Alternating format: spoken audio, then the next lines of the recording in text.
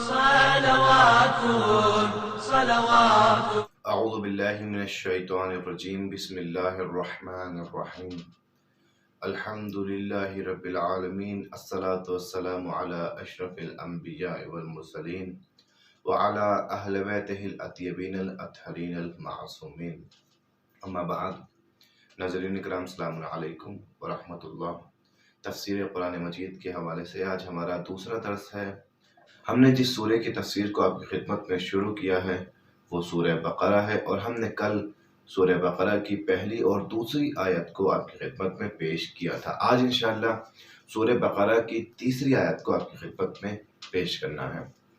پروردگار عالم کا شکر کرتے ہیں کہ اس نے ہمیں توفیق دی، اور اس بات کا بھی خاص خیال رکھا جائے کہ جہاں جہاں بھی آپ کو کوئی سوال پیش آئے، کوئی بات سمجھ میں نہ آئے، تو ہمیں کسی بھی ذریعے سے، چاہے کمنٹ سیشن میں میسج کر کے یا پھر ہمیں پرسنل پر میسج کر کے آپ ہمیں وہ سوال بتا سکتے ہیں تاکہ ہم آپ کی خدمت میں اس کا جواب پیش کر سکیں.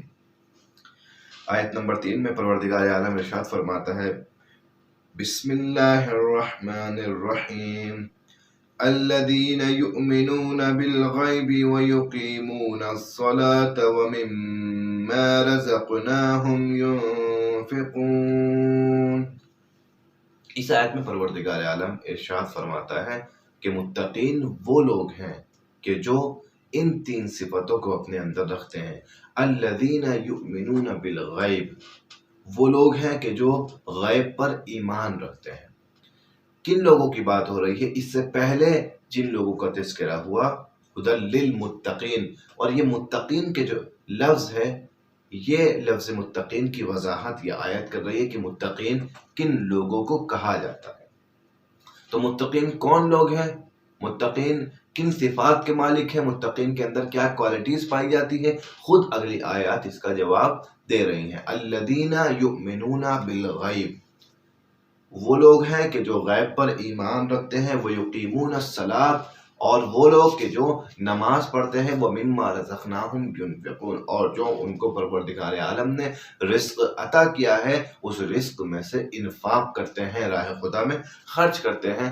یہ تین صفات متقین کی اور ان لوگوں کی بتائی گئی ہیں کہ جن لوگوں کو متقین کے نام سے خدا نے یاد کیا ہے. اس آیت میں تین صفات بتائی گئی ہیں، اور اس کے علاوہ اگلی آیت میں بھی متقین کی صفت کا ذکر کیا گیا ہے کہ انشاءاللہ ہم اگلے درس میں اگلی آیت کو پیش کریں گے. سب سے پہلے ہم انسان کی تقسیم بندی کرتے ہیں. انسان کی کتنی قسمیں ہیں؟ تو جب ہم دیکھتے ہیں قرآن مجید میں تو انسان کی مطلقاً 3 قسمیں ہمیں نظر آتی ہیں. پہلی قسم یہی قسم متقین، یعنی پرہیزگار لوگ، خدا کا خوف رکھنے والے. متقین یعنی وہ لوگ کہ جو کاملاً خدا کے دین کو قبول کر چکے ہیں. اب انہیں اس میں کوئی شک و شبہ نہیں ہے، نہ وہ کسی واجب کو چھوڑتے ہیں، نہ وہ کسی حرام اور گناہ کے کام کو انجام دیتے ہیں، یعنی مکمل طور پر وہ دین کو اختیار کر چکے ہیں. یہ متقین لوگ ہیں. تو یہ پہلی صفت، یہ پہلی قسم ہے انسانوں کی متقین. دوسری قسم انسانوں کی ہے کافرین، وہ لوگ کہ جو مکمل طور پر دین خدا کا انکار کر رہے ہیں. متقین جو لوگ مکمل طور پر دین خدا اختیار کر چکے ہیں، فقط زبان سے نہیں عمل سے بھی. اور کافرین وہ لوگ کہ جو دین خدا کو مکمل طور پر انکار کر چکے ہیں، زبان سے بھی اور عمل سے بھی. اور تیسرا گروہ، پہلا گروہ متقین مکمل طور پر خدا والے، دوسرا گروہ کافرین مکمل طور پر خدا کا انکار، تیسرا گروہ منافقین. اور منافقین نہ ادھر نہ ادھر، یعنی جب یہ متقین میں جاتے ہیں تو متقین جیسے لگتے ہیں، اور جب یہ کافرین میں جاتے ہیں تو کافرین جیسے لگتے ہیں. یہ متقین کی صفت ہے کہ ادھر بھی رہتے ہیں ادھر بھی رہتے ہیں. ان کے اندر نفاق پایا جاتا ہے، جہاں انہیں اپنا فائدہ نظر آتا ہے یہ وہی نظر آتے ہیں. پروردگار عالم نے اس سورے میں ابتدا میں متقین کا تذکرہ کیا، اور متقین کے تذکرے کے بعد ان کی صفات بیان کرنے کے بعد پھر کافرین کی صفات کو بیان کیا، اور پھر متقین اور کافرین کی صفات کو بیان کرنے کے بعد کئی آیات میں پروردگار عالم نے منافقین کی صفات کو بیان کیا کہ انسان ان منافقین کو پہچانے. یہ منافقین سماج اور معاشرے کے لیے ایک بہت بڑا خطرہ ہے. تو 3 تقسیم تین قسم انسانوں کی پیش کی گئی: متقین، کافرین اور منافقین۔ تو اب سب سے پہلے ہمیں کون سے انسان کی بات کرنی ہے؟ متقین کی بات کرنی ہے، پرہیزگار کی بات کرنی ہے۔ تو تین صفتیں بیان کی گئی: الذین یؤمنون بالغیب، کہ متقی وہ لوگ ہیں کہ جو ایمان رکھتے ہیں غیب کے اوپر۔ تو اب سب سے پہلے سوال کرنا پڑے گا کہ مولوی صاحب غیب کسے کہتے ہیں؟ جی، تو غیب کا بھی جواب دیا جائے گا کہ غیب اس چیز کو کہتے ہیں کہ جو اس جہان ہستی میں موجود ہے، لیکن انسان اس کو اپنے حواس خمسہ سے درک نہیں کر سکتا۔ موجود ہے مگر انسان اسے دیکھ نہیں سکتا، موجود ہے مگر انسان اسے سن نہیں سکتا، انسان اسے چھو نہیں سکتا، اس کو غیب کہتے ہیں۔ وہ چیز موجود ہے لیکن انسان اس کو درک کرنے سے قاصر ہے، مجبور ہے، ناتواں ہے اسے درک کر سکے۔ غیب کی تعریف یا دوسرے معنوں میں کہیں کہ وہ چیز کہ جو موجود ہے لیکن ہماری نظروں سے پوشیدہ اور پنہان ہے، چاہے مادی ہو یا معنوی ہو، اسے غیب کہا جاتا ہے۔ تو آپ دیکھیں، غیب کی تعریف ہم نے آپ کی خدمت میں پیش کی کہ پہلی تعریف کہ جو اس دنیا میں موجود ہے لیکن حواس خمسہ سے اس کو درک نہیں کیا جا سکتا۔ دوسری تعریف غیب کی کہ جو اس دنیا میں موجود ہے مگر ہم سے پنہان ہے، پوشیدہ ہے، اسے غیب کہتے ہیں۔ اچھا، یہ غیب کی تعریف ہو گئی، ڈیفینیشن ہو گئی۔ دوسرا سوال، غیب کا مصداق کون ہے؟ یہاں پر غیب کا مطلب کیا ہے؟ یہاں پر غیب پر ایمان رکھتے ہیں یعنی کس چیز پر ایمان رکھتے ہیں؟ تو یہاں پر غیب کو مطلق استعمال کیا گیا، یعنی عمومی، یعنی جتنی بھی غیب کی چیزیں ہیں، اب چاہے وہ پروردگار عالم کی ذات ہو، کیونکہ پروردگار عالم بھی ذات پروردگار پر ایمان رکھنا بھی ایمان بالغیب میں شمار ہوتا ہے، کیونکہ اللہ بھی نظر نہیں آتا۔ تو سب سے پہلا مصداق ایمان بالغیب کا خود ذات پروردگار ہے۔ دوسرا مصداق ایمان بالغیب کا کون ہے؟ خود قیامت ہے۔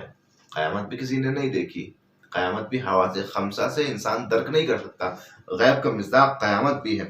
اور بہت سی چیزیں، فرشتے، جنات غیب کا مصداق ہے، جنت غیب کا مصداق ہے، جہنم غیب کا مصداق ہے، یہ ساری چیزیں غیب کا مصداق ہیں اس دنیا میں۔ مگر غیب کا ایک سب سے ظاہر مصداق ہمارے لیے وجود مقدس ہے، حضرت صاحب العصر امام زمانہ عجل اللہ تعالیٰ فرجہ شریف علیہ السلام بھی ہے۔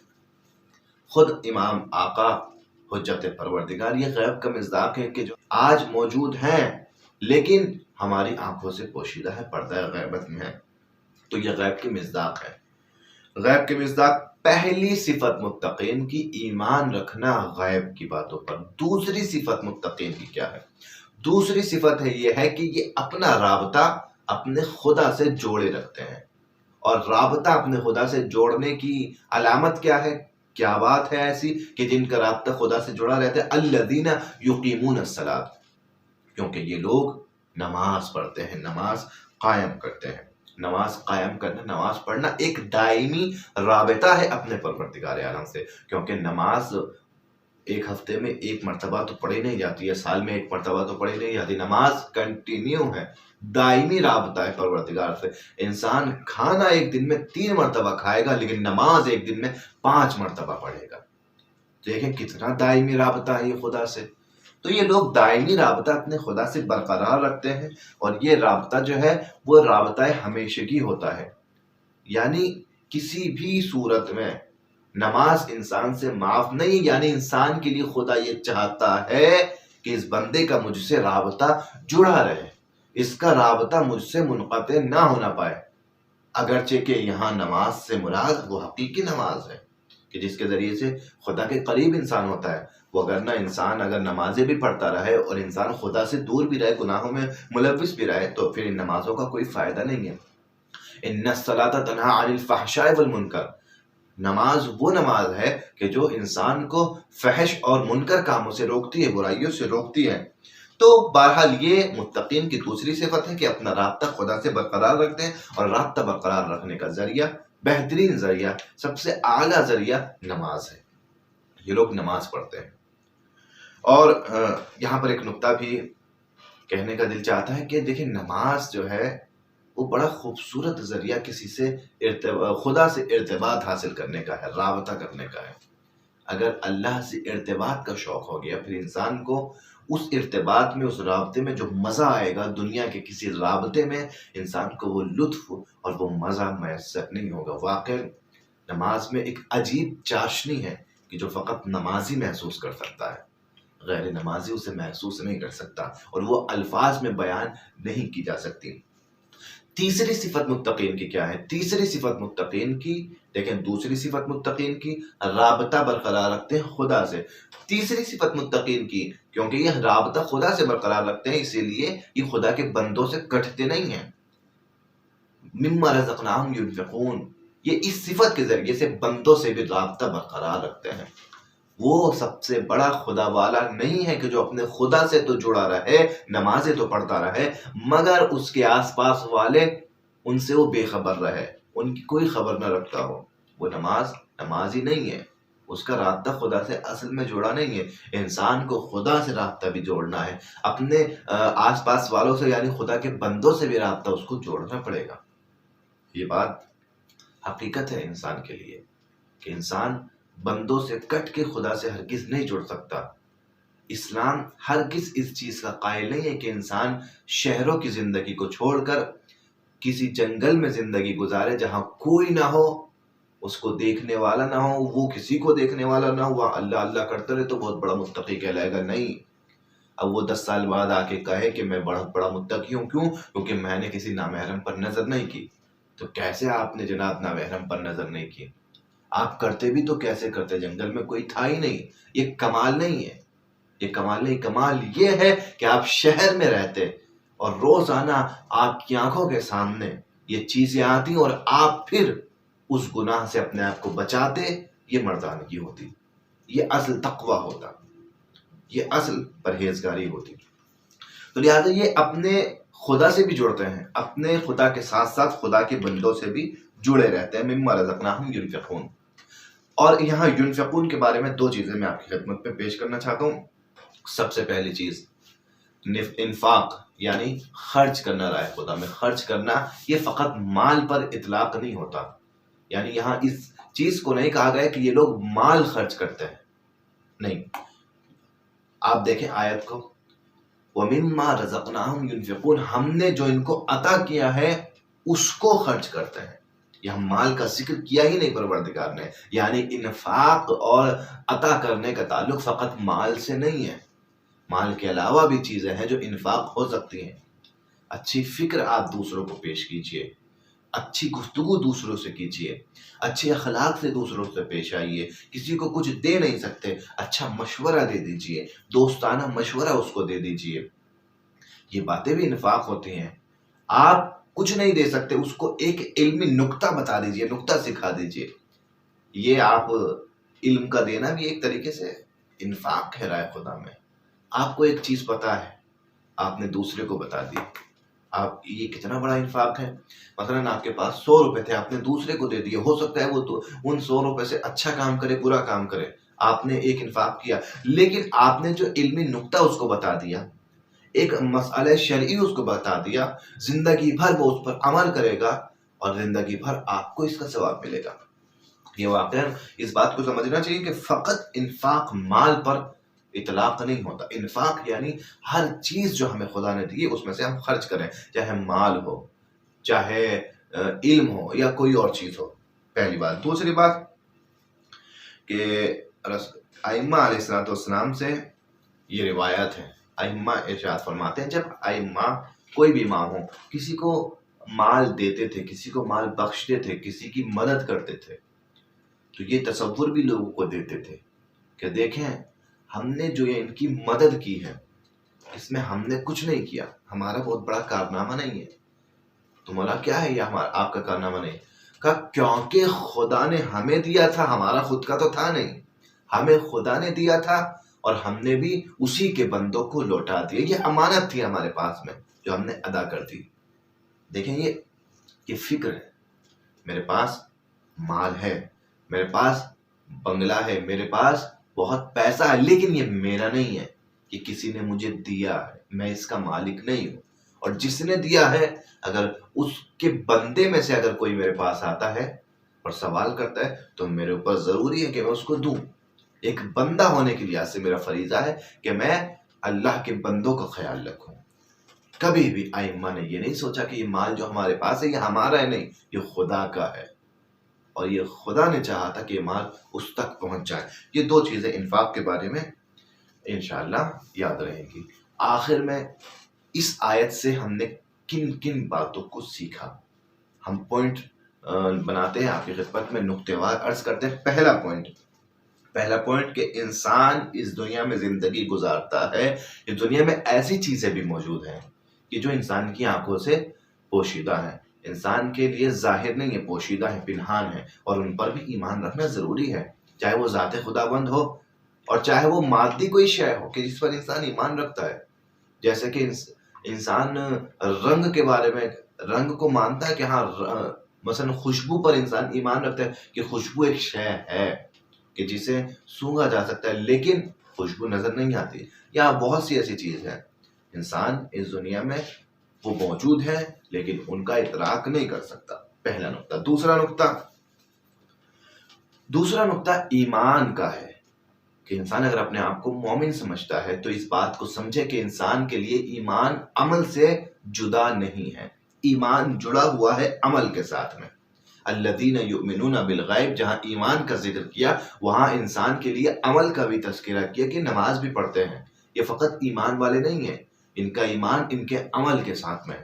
अमल अज़ीज़ान मोहतरम ईमान की गवाही देता है, अगर अमल ना हो तो इंसान का ईमान साबित नहीं हो सकता। ये दूसरा नुक्ता। तीसरा नुक्ता, एक मुसलमान के लिए खुदा से राब्ता बरकरार करने के साथ साथ खुदा के बंदों से भी राब्ता बाकी रखना जरूरी है। इसीलिए रसूल खुदा ने फरमाया कि जिसका पड़ोसी भूखा सो जाए और उसे खबर ना हो फलैसा मुस्लिम, तो वो मुसलमान नहीं है। तो इससे क्या बात समझ में आती है कि इंसान का राब्ता उसके आसपास वालों से, उसका माशरे से उसका राब्ता जरूर होना चाहिए। तीसरा नुक्ता। चौथा नुक्ता, आप देखें कि अल्फाज जो इस्तेमाल किए गए हैं वो मुजारे के सीगे में इस्तेमाल किए गए। युमिनूना, युकीमूना, युनफिकूना, यानी करते हैं और करते रहेंगे। ये इस्तमरार का जिक्र है, कंटिन्यूटी का जिक्र है। यानी ऐसा नहीं है कि मुत्तकी उसको कहते हैं जो 2 दिन नमाज पढ़ते 4 दिन नमाज छोड़ दे, नहीं, मुस्तकिल ये लोग ये काम अंजाम देते हैं और आइंदा भी मुस्तकिल ये काम अंजाम देने का इरादा रखते हैं। एक इस्तमरार पाया जाता है, एक दवाम पाया जाता है इस काम में। लिहाजा कोई भी अमल ऐसा इंसान ना करे कि मसलन इंसान ने शुरू की नमाज शब बड़े अखलास के साथ, बड़ी जो है हुजूर कल्बी के साथ शुरू की और 2 दिन पढ़ी और फिर उसके बाद 2 साल तक नमाज शब ही नहीं पढ़ी। 2 दिन में इतना खुलूस आ गया कि फिर 2 साल तक को याद ही नहीं आई नमाज शब। नहीं, मोमिन और मुत्तकी की शान ये कि उसके अमल में इस्तमरार होता है। 5वां नुक्ता, इन्फाक, इंसान को इन्फाक भी हमेशा मुअतदिल अंदाज से करना चाहिए, यानी एतदाल, हर चीज में एतदाल होना चाहिए, न हद से बढ़कर और न कम करके, एतदाल के साथ में। यानी ऐसा ना हो कि इंसान इन्फाक करने पे आए तो इतना खर्च कर दे कि अपने बीवी बच्चों के लिए भी ना बचे। इसीलिए इस्तेमाल किया गया मिम्मा रज़क़नाहुम युनफ़िक़ून, कि जो हमने दिया है उसमें से खर्च करते हैं। ये नहीं कहा अल्लाह ने कि जो हमने दिया उसको खर्च करते हैं, नहीं, जो हमने दिया है उसमें से राह खुदा में खर्च कर देते हैं। यानी उसमें कुछ हिस्सा तुम्हारा, तुम्हारे घर वालों का है, कुछ हिस्सा दूसरे बंदों का है। यानी इन्फाक में भी एतदाल होना चाहिए। और छठा और आखिरी नुक्ता कि इन्फाक करना और राह खुदा में खर्च करना, इसका ताल्लुक फ़कत माल से नहीं है, बल्कि हर अच्छी चीज़ जो अल्लाह ने आपको दी है, चाहे वो मादी हो या मानवी, आप जब राह खुदा में दूसरे बंदे को वो चीज़ पहुंचाएंगे तो उसको इन्फाक कहा जाएगा और परवरदिगार आपको वही अज्र देगा। आप किसी बंदे को 10,000 रुपए देते हैं, उसकी हेल्प करते हैं, परवरदिगार आपको तब भी अज्र देगा। आप किसी बंदे को 10 मसले शरई सिखाते हैं, 10 इल्म के नुक्ते बताते हैं, अल्लाह आपको तब भी वही अज्र देगा। ये परवरदिगार आलम ने इस आयत में इरशाद फरमाया। इंशाअल्लाह परवरदिगार हमें तौफीक दे कि हम कुरान की इन गुजारिशात पर अमल पैदा हो सके। वस्सलामु अलैकुम।